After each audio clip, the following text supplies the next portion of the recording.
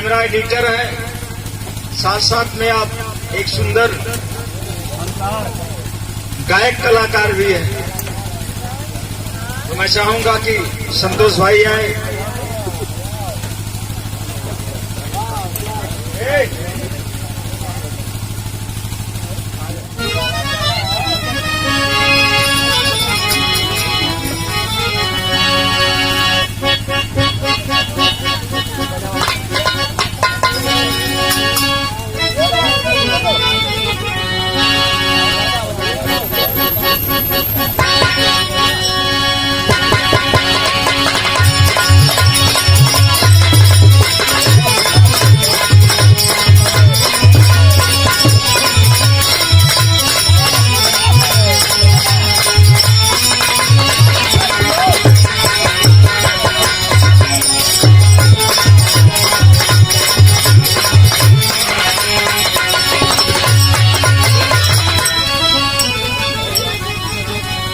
सभी चाचा चाचियों माताओं बहनों के सभी को प्रणाम बा, आशीर्वाद के कामना बा।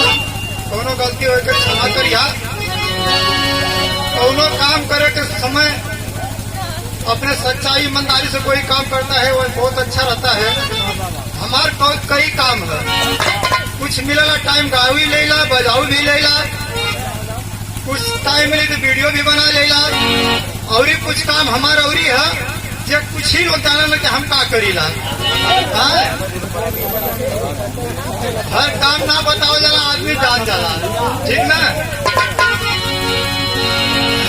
ओके का कहले जरूरत है, हम लड़कन में लड़का हो जाएगा, सयान में सयान हो जाएगा, मर्दन में मर्दन हो जाए, संत के साथ संत हो जाएगा, ठीक ना। देखो भैया बजावा भैया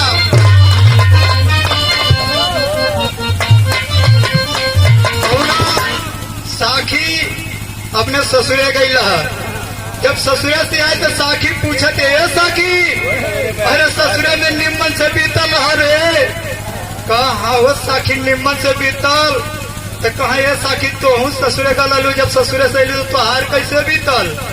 कहा ये साखी हम का बताई। कहा ना साखी तेन से बता दे, तू बताओ तुमने साखी से का बताओ दिया।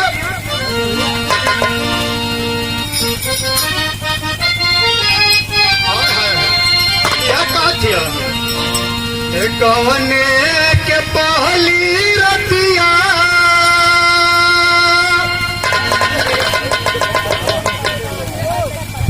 कवने के पहली रतिया संघवा सुताई के पिया गजब कई दिहला, अरे पिया गजब कई दिहला, दिहवा बुताई के